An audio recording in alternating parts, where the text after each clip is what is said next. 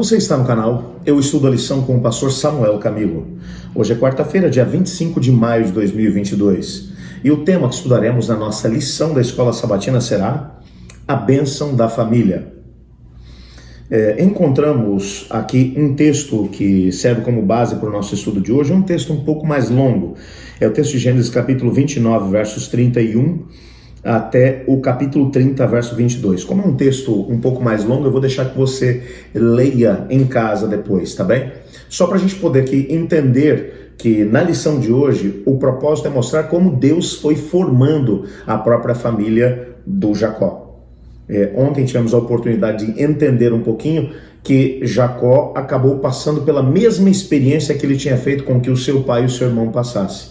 De enganador, ele passou a ser enganado. Deus estava tentando ensinar algumas lições preciosas para ele. Essa família era tudo, menos uma família funcional. Uma família complicada, difícil, aonde as duas esposas competiam pela atenção do próprio Jacó, pelo amor de Jacó. O texto deixa claro que Jacó amava Raquel, mas o amor ele não dedicava a Lia. Lia deve ter sofrido muito com isso.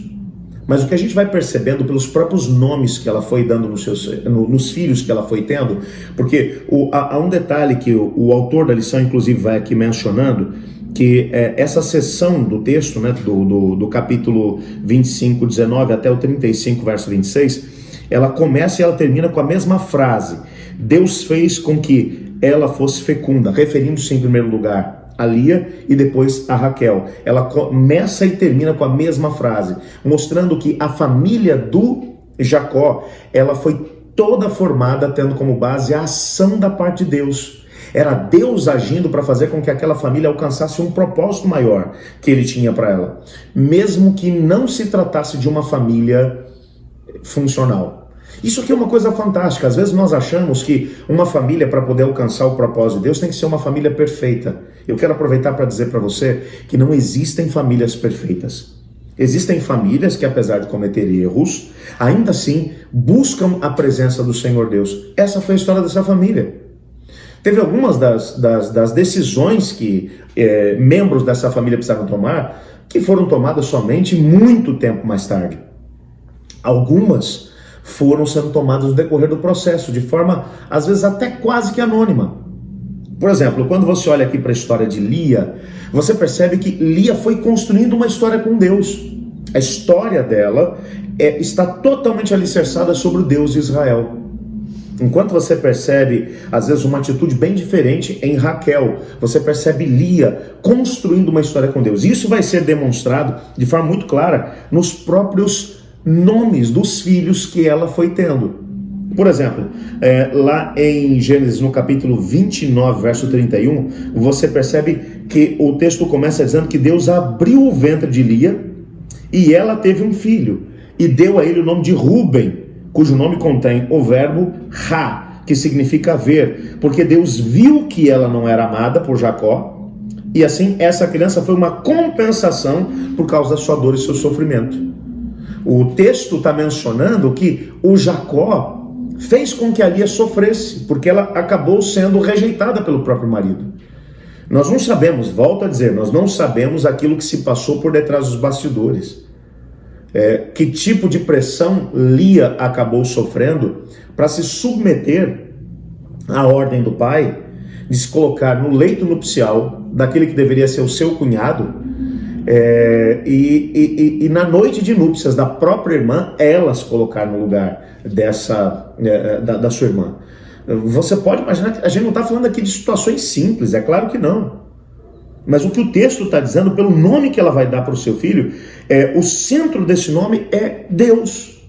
É uma ação de Deus. Deus viu aquilo que eu tenho sofrido no meu casamento. Ele me deu um filho como compensação pelo sofrimento que eu tenho tido. O que significa que a história dela, com o marido dela, um homem crente, cristão, um homem que temia Deus, não era uma situação fácil. Mas o texto ainda continua mencionando que ela concebeu de novo, também agora como um ato da parte de Deus, como um presente da parte de Deus. E ela vai dar o nome de Simeão para esse filho. Esse verbo, ou esse nome, ele contém o verbo Shema, que é ouvir, e que vai aparecer aqui num contexto de que Deus ouviu o seu clamor. E aqui, e ao mesmo tempo, a profundidade da humilhação que ela tinha. E então, ela acabou sendo aliviada dentro do seu próprio sofrimento. Há uma ligação entre o nome de Simeão e o nome de Ismael. Ismael vai receber esse nome porque Deus ouviu o clamor do menino. Enquanto ele estava lá no deserto e ele clamou, ele orou a Deus. Então ele vai receber esse nome, Ismael, porque Deus ouve. A base hebraica é a mesma para os dois nomes aqui. É muito curioso lembrar exatamente isso. Mas é também interessante notar que foi somente depois que a Lia ela parou de dar à luz que Raquel vai ter a oportunidade de ser mãe. Antes ainda que a Raquel ou que a Lia parasse de dar à luz, ela vai dar à luz mais um filho que ela vai dar o nome de Judá. E esse nome é um nome muito interessante. Nesse nome, a palavra Judá, ela tem a ver com louvor, significa louvor. Nessa altura, quando Judá nasce, Lia vai dar esse nome a ele, porque a partir desse momento, o olhar dela já não está mais focado no sofrimento que ela tem com o marido. Mas ela passa agora, dentro da sua relação com Deus, ela passa agora a olhar exclusivamente para Deus. Então ela está vendo aquilo que Deus deu a ela, apesar dos problemas que ela havia enfrentado dentro do contexto do seu próprio lar. Um casamento complicado, um marido que não a amava, que amava mais a própria irmã do que a ela, todas as situações conflitantes, as disputas que havia dentro do lar. Ela agora, quando Judá nasce, ela diz, não, o nome desse menino vai ser louvor. Eu não quero olhar para o sofrimento, para a dor e para a angústia que eu tenho enfrentado. Não, eu quero olhar para Deus. E esse filho, eu quero oferecer como um louvor, uma atitude de louvor a Deus. O nome de Deus tem que ser exaltado. Você consegue compreender aqui que essa mulher, ela está construindo uma história com Deus. Às vezes, enquanto passamos por situações complexas e difíceis, quando a gente olha na direção de Deus, a gente vai aprendendo lições preciosas. Às vezes as mesmas provações vêm para uma pessoa e para outra. Para uma, a pessoa endurece o seu coração em relação a Deus. Para outra, às vezes o coração vai sendo abrandado, vai sendo moldado. É isso que está acontecendo com Lia. E quando você olha aqui para Raquel, é interessante que essa esposa amada, ela esperou 7 anos para poder se casar com o Jacó, e mais 14 anos a partir do seu noivado com o Jacó, para que ela pudesse ter o primeiro filho. E aí o texto vai dizer que Deus intervém de novo e abriu a madre. Ou seja, a gravidez dela, assim como a gravidez da Lia, ela vai acontecer por uma ação da parte de Deus. É Deus agindo na família. É isso que o texto está deixando claro. E ela vai dar o nome de José para esse menino. José, que significa Deus tirou. Azaf em hebraico. O vexame que ela tinha por não ter filhos. E ao mesmo tempo ela vai colocar no próprio nome a ideia de que, mas eu quero ter mais um outro filho. Tudo isso está implicado dentro desse próprio nome que ela vai dar. O que significa que a partir dela estava tendo a oportunidade de poder crescer também no relacionamento com Deus, como a irmã tinha feito. Quando você olha para as duas irmãs, você percebe uma coisa aqui entre elas. Por que a Raquel levou tanto tempo para poder conseguir dar à luz se o sonho dela era ser mãe? O que o texto está deixando implícito é que provavelmente a Lia, ela aprendeu primeiro as lições que a Raquel levou 14 anos para poder aprender. Talvez porque a Lia tinha menos, ela se jogou em Deus. Ela colocou todo o alicerce da sua vida, toda a sua esperança em Deus.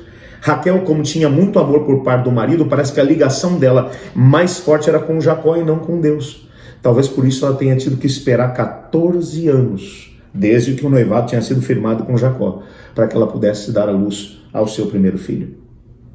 Quando você olha para essa história, você vai perceber aqui nitidamente que Deus, ele trabalha nas sombras, mas ao mesmo tempo que ele respeita as decisões que a gente vai fazendo.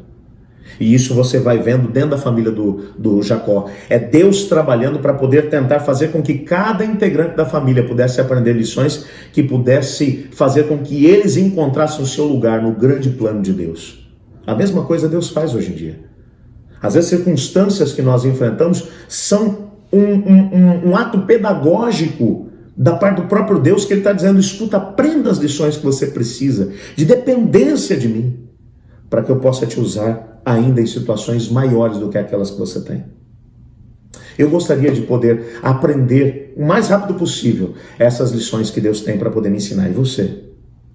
Obrigado, Pai, porque em Tua palavra descobrimos que o Senhor age conosco de uma forma pedagógica, tentando nos ajudar a aprender as lições preciosas da vida.